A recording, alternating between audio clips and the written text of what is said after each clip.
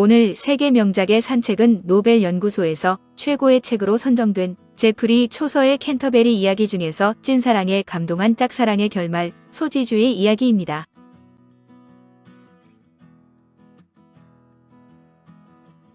소지주의 이야기 서문. 시골 유지는 종사의 이야기를 듣고 그의 언변을 칭찬하며 자신의 아들도 종사만큼이나 재능 있는 아이였으면 좋겠지만 아들은 도저히 공부라곤 하지 않고 노름이나 한다고 한탄을 합니다. 여관 주인이 성품 타령은 그만하고 이야기 내기를 계속하라고 재촉하자 그는 이야기에 앞서 수사학을 배우지 못해 문장이 평이할 것이라며 양해를 구합니다. 나는 수사학을 배우지 못했기 때문에 아무런 꾸밈이 없는 단순한 말만 할 수 있을 뿐입니다. 나는 파르나소스 산에서 잠을 잔 적도 없으며 마르쿠스 툴리우스 키케로를 공부한 적도 없습니다. 하지만 실수를 범하지는 않을 것입니다. 파르나소스 산은 뮤즈들이 사는 성스러운 산이며 마르쿠스 툴리우스 키케로는 기원전 106년에서 43년까지 살았던 고대 로마의 웅변가이자 정치가입니다. 소지주의 이야기. 이 이야기는 프랑스 브르타뉴 지방에 전해져 내려오는 서정시인데 옛날 프랑스 브르타뉴 지방에 도리겐이란 아름다운 처녀가 살았습니다. 아르베라구스란 기사가 그녀를 보고 반해 사랑했으며 그 여인을 섬기는데 온갖 정성을 다 바쳤지만 그녀의 엄청난 아름다움과 고귀한 가문 출신 때문에 차마 마음을 털어놓질 못했답니다. 하지만 이 기사의 사랑을 깨닫고 연민을 느끼게 된 도리겐이 결혼을 허락해 둘은 결혼을 하게 되었는데 서로의 뜻에 순종하기로 맹세하며 명목상 주도권만 아르베라구스가 갖기로 했습니다. 브르타뉴에 한 기사가 살고 있었습니다. 그는 어느 교수를 사랑하고 있었고 그 교수를 섬기는 데 온 힘을 기울였습니다. 하지만 그 교수는 태양 아래서 가장 아름다운 여인이었으며 지체 높은 가문의 여자였기에 기사는 감히 자신의 사랑에 대한 고통과 슬픔과 소망을 털어놓을 수 없었습니다. 그렇지만 마침내 그의 진가, 특히 그의 정성과 겸손에 감동한 교수는 그의 고통을 어여삐 여겨 그를 남편이자 주인으로 맞이하기로 마음먹었습니다. 여기서 지주가 이야기를 잠깐 멈추고 어떤 관계에든 간의 친분을 오래 지속시키기 위해선 서로에게 복종해야 한다는 유지의 첨언을 시작합니다. 사랑은 자유로운 것이며 남자든 여자든 한쪽만 노예처럼 구속받길 원하지 않기 때문인데 그는 이야기에서 도리겐과 아르베라구스의 관계를 하인이자 지배자인 관계로 묘사합니다. 시골 유지는 사람은 인간 관계에 있어 상대의 실수와 잘못을 인내하는 법을 배워야 하며 배우고 싶지 않아도 결국 배울 수밖에 없을 것이라고 말합니다. 여자들은 속성상 자유를 갈망하며 그리워합니다. 그들은 노예가 되고 싶어 하지 않습니다. 남자들도 마찬가지입니다. 사랑에는 많이 참는 자가 유리합니다. 사실 인내란 최고의 덕입니다. 학자들의 말에 따르면 사랑은 아무리 애를 써도 얻을 수 없는 것을 정복합니다. 귀에 거슬리는 말을 듣는다 해도 일일이 잔소리하거나 투덜대서는 안 됩니다. 참는 법을 배우십시오. 그것은 언젠가는 배워야 할 것입니다. 기사가 아내를 데리고 고향으로 돌아가 행복하게 살던 어느 날 아르베라구스가 왕을 따라 2년간 영국 원정을 나가게 되면서 도리겐은 깊은 슬픔에 빠지게 됩니다. 이렇게 행복한 나날이 1년 이상 지속되었습니다. 그런데 어느 날 기사는 브리튼이라고 불리는 잉글랜드에 가기로 마음먹었습니다. 이 기사의 이름은 카이루드의 아르베라구스였고 그가 잉글랜드로 떠나는 목적은 전쟁에서 명예와 명성을 얻기 위해서였습니다. 사실 그의 마음은 온통 무운을 세우는 것으로 가득 차 있었습니다. 그래도 그녀의 친구들의 꾸준한 위로와 아르베라구스의 안부 편지를 받고 슬픔이 어느 정도 누그러졌고 친구들은 그녀에게 산책을 하자고 합니다. 이를 수락한 도리겐은 산책 도중에 해안의 바위를 보고 저런 바위 때문에 그가 타고 오는 배가 좌초되지 않을까 하는 생각을 갖게 되었습니다. 도리겐은 또 벼랑가에 앉아 벼랑 아래를 바라보곤 했는데 그러다가 바닷속에서 아주 끔찍한 시커먼 바위를 보게 되었습니다. 그녀의 마음은 벼랑간 공포에 사로잡혔고 너무나 떨린 나머지 제대로 일어설 수도 없었습니다.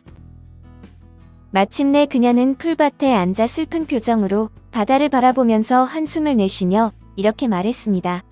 영원하신 하느님, 당신의 섭리로 이 세상을 확고하게 다스리시는 분이시여. 당신이 하는 일은 하나도 헛된 것이 없다고들 합니다. 그런데 왜 보기에도 끔찍한 시커먼 바위와 같이 터무니없는 것들을 만드셨습니까? 그것들은 전지전능하시고 변함없으신 하느님의 아름다운 창조물이라기보다는 더럽고 불결한 혼란의 세계처럼 보입니다. 그러던 5월 어느 날 브리타니에서 잔치가 있었는데 이곳에서 수습기사인 아우렐리우스는 도리겐을 보고 한눈에 사랑에 빠져 번뇌 끝에 그녀에게 사랑을 고백합니다. 춤을 추던 사람 중에는 수습기사가 한 명 있었습니다. 그는 도리겐 앞에서 춤을 추었습니다. 내가 보기에 그는 5월보다 더 발랄하고 화사한 옷을 입고 있었습니다.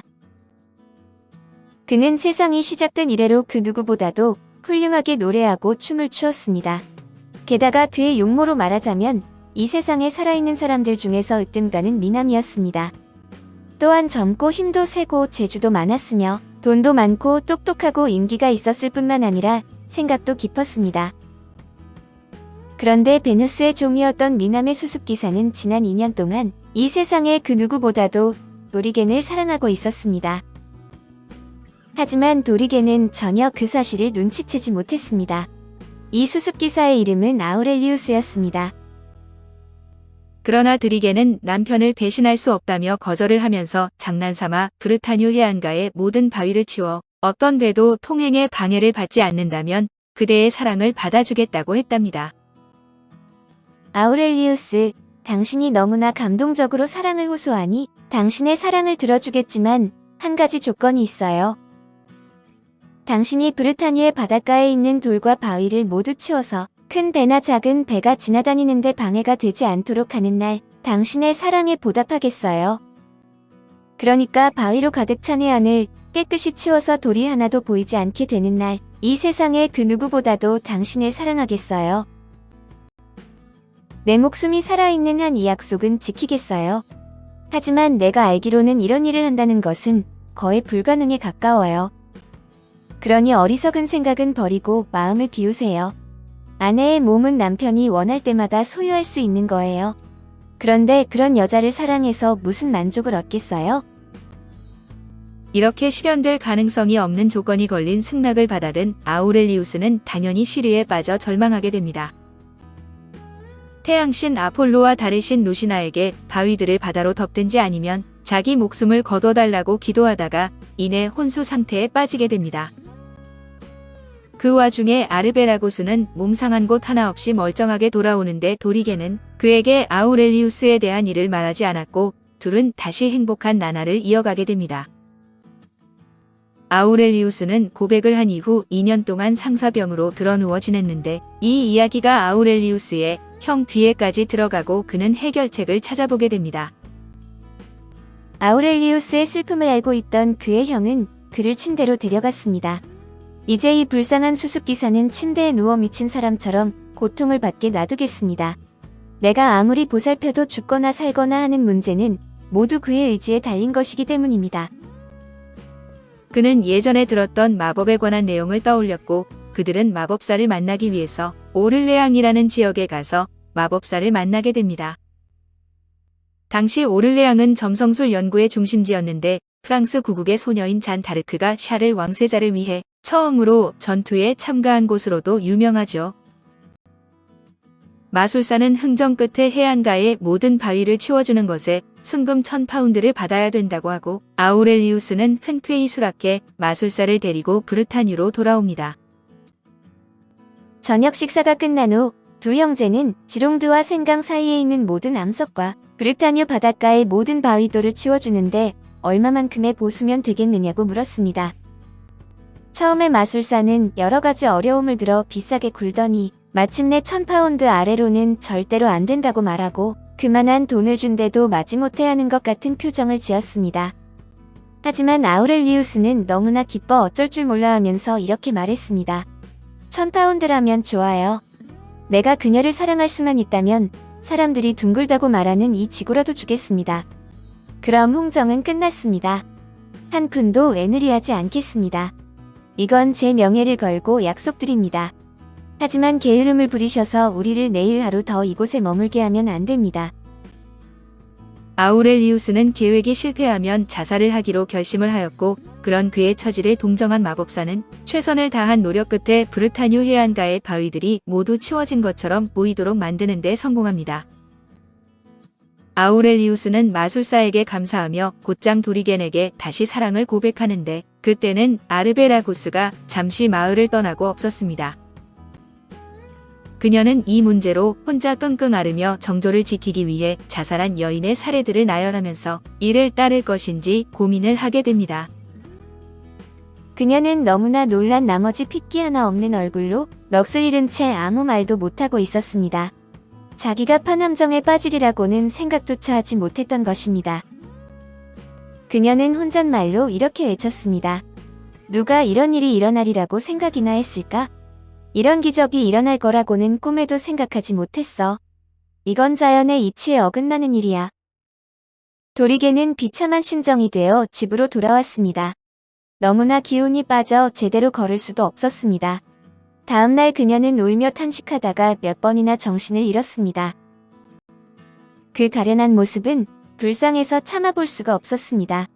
하지만 그 이유에 대해서는 한마디도 하지 않았습니다. 남편 아르베라구스는 마침 다른 곳에 가고 없었기 때문입니다.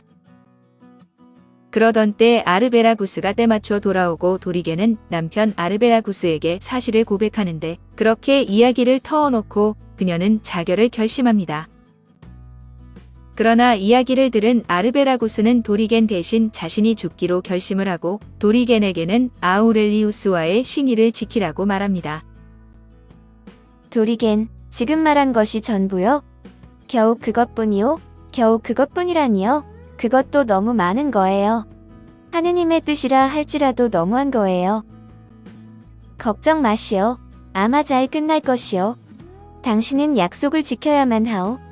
하느님을 두고 맹세하지만 난 당신을 너무나 사랑하오.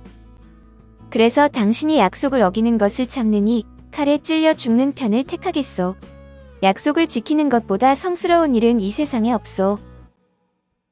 아르베라구스는 어떤 상황에서도 약속은 지켜져야 하며 자신도 고통을 견뎌내 줄 테니 누구에게도 알리지 말라고 눈물을 흘리며 당부를 한 것입니다. 아우렐리우스와 도리게는 근처 정원에서 다시 만나는데 도리게는 그에게 아르베라구스와 자신의 사이에서 내려진 결심에 대해서 이야기를 하게 됩니다. 그러나 이야기를 들은 아우렐리우스는 아르베라구스의 성품에 탄복해 도리겐과 동침하지 않고 남편에게 다시 돌려보냅니다. 부인, 당신의 남편 아르베라구스에게 전해주십시오. 나는 당신의 남편이 당신을 향해 커다란 관용을 베풀고 당신이 나와 한 약속을 깨뜨리게 하느니 차라리 그가 치욕을 감수하겠다고 생각한다는 사실을 알게 되었습니다. 또한 그렇게 결심한 그분이 얼마나 고귀하며 당신이 얼마나 고통받고 있는지도 알았습니다. 부인, 저는 당신들 두 사람의 사랑을 방해하느니 저 혼자서 죽을 때까지 고통을 받는 것이 낫다고 생각합니다. 부인, 저는 당신이 세상에 태어난 이래 저에게 주셨던 모든 약속을 다시 당신의 손에 돌려드립니다. 이제 제 평생 알게 된 여인 중에서 가장 정숙하고 가장 훌륭한 부인인 당신과 작별을 하겠습니다. 아우렐리우스는 재산을 모두 탕진하고 거지가 될 신세라며 한탄하면서 할부로라도 갚을 수 있게 사정해보기 위해 마술사에게 가게 됩니다. 그러나 자초지종을 들은 마술사는 모두들 고귀한 행동을 취했으니 자신도 이 같은 행위를 하는 걸 막지 말아달라면서 그의 빚 1000파운드를 모두 탕감해주고 떠나갑니다. 당신들은 모두 서로에게 신사답게 행동하였소. 당신은 수습기사의 본분에 맞게 행동했고 그도 기사답게 처신했소. 그렇지만 나와 같은 학자 역시 당신들 못지않게 고귀한 행동을 할 수 있다는 것을 보여주겠소. 아우렐리우스, 걱정 마시오. 당신이 빚진 1000파운드의 돈을 모두 면제해주겠소. 그러니 이제는 세상에 다시 태어난 것처럼 또한 나를 전혀 알지 못한 것처럼 생각하시오. 난 당신에게 한 푼도 받지 않겠소. 당신은 이미 내가 이곳에 머무는 동안 숙식을 책임져 주었소. 그것만으로도 좋카오? 그럼 하느님이 당신과 함께 하시길 빌겠소. 안녕. 그리고 도리겐과 아르베라고스는 다시는 불화가 생기는 일 없이 죽을 때까지 행복하게 살았다고 하고 시골 유지는 이러한 질문을 독자들에게 남깁니다. 여러분 판단에는 누가 가장 관대하다고 생각하십니까? 캔터베리 이야기 12번째 의사 이야기로 이어집니다.